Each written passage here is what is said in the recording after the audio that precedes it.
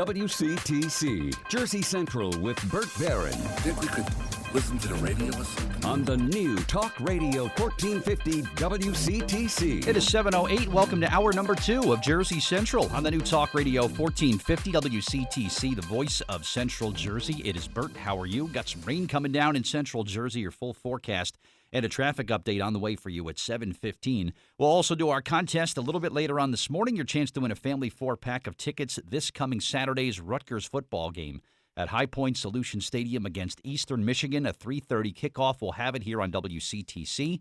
Your chance to be there in person with the family 4-pack of tickets coming up a little bit later on here in this 7 o'clock hour. I want to get right to the Jersey Central Newsmaker hotline just to get some reaction from yesterday's DACA decision that was made by the Attorney General, at least announced by the Attorney General and made by the President. My guest on the Newsmaker hotline, he's an immigration specialist and an attorney practicing immigration law for nearly 40 years, and he's going to have a lot of good insight, and he's also got a brand new book out, too, that I want to talk about. His name is Harry DeMell, and he joins us here on WCTC. Harry, good morning. It's Burt Barron. How are you?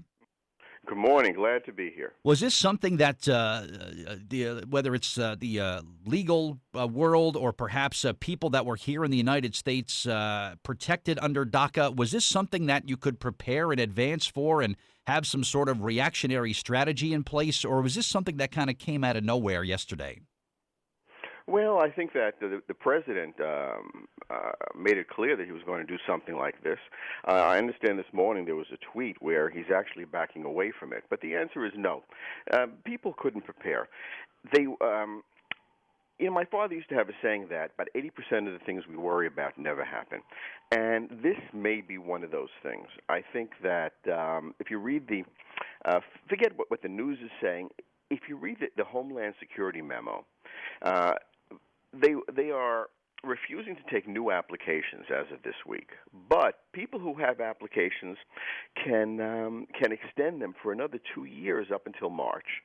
The government is not going to go after these people, and I think there's a lot of pressure on Congress to do something, and it's hard for Congress to do nothing for these people. So I don't think this is going to have the impact that the worst people think are the worst. It's not great for these kids, but they're not kids really. Most of them are either the youngest ones are teenagers, and most of them are grown-ups. I don't think that this is as terrible as the liberals make it out to be, and I think that legally the president did the right thing. Is the Trump administration, are they just hoping, Harry, that people on the honor system will be like, okay, well, I guess I should make plans to leave since I'm no longer protected under DACA? Is that best case scenario? Because I talked about it yesterday on the show. Logistically, this is impossible. You can't just round up 800,000 people and move them from point A to point B. I mean, on paper, this is all well and good, but when it comes to real-world applications, Harry, this just doesn't seem like it could even happen. No one's leaving the country. You have a situation where these people are the last people the government wants to target. If you go to an immigration court, what you're going to see are they have a couple of master hearings. Go to the court in Newark. You have these master hearings where there are 20, 30, 40 people waiting. You have criminals. You have people who file fake marriage cases, fake political asylum cases, who are there because they have fake documents. And then what are you going to have? Then you're going to have kids who are, or young people who went to school, are working. If you were the immigration judge, who would you want to move out? You would put these people on the bottom of the pile.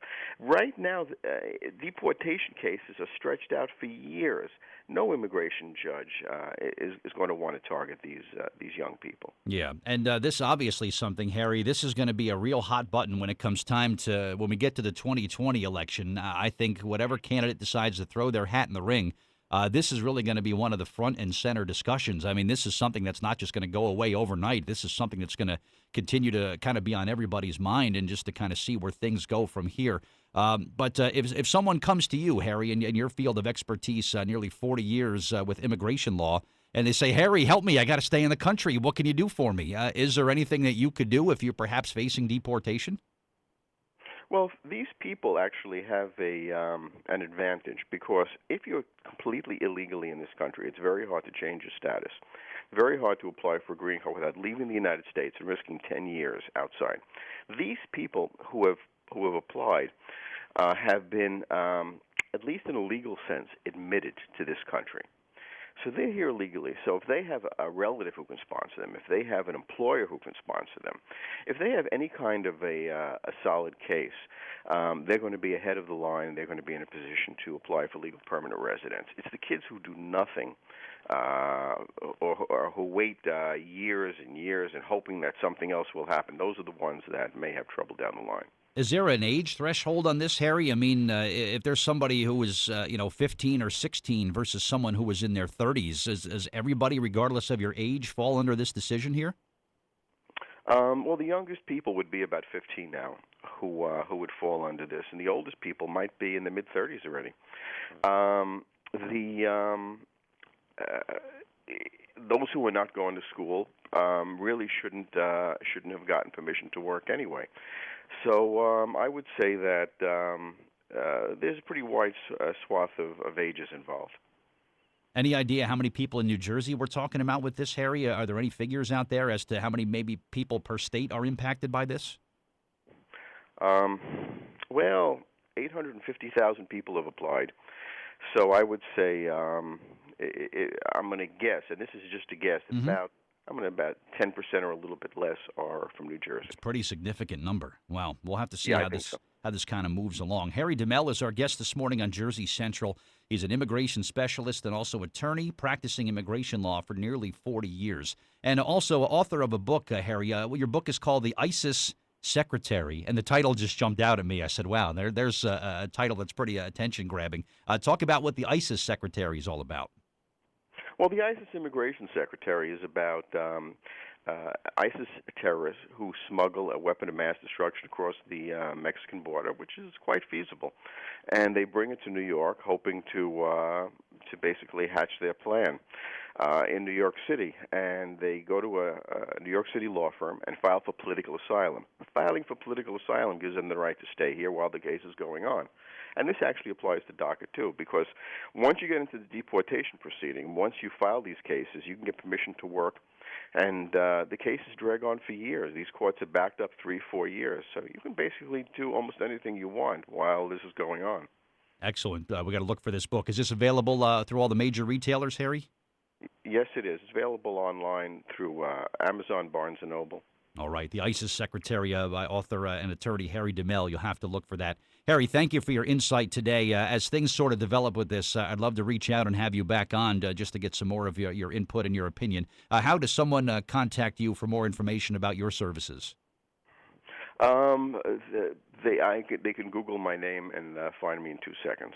Best way to do it, right? Harry DeMell with with two L's. Got it. Harry, thank you for your time this morning. Great information. This DACA decision, which really has it's incredibly polarizing. Just another Trump administration decision that is really polarizing our country. So we'll see how this plays out. And thank you again for your time this morning. All right.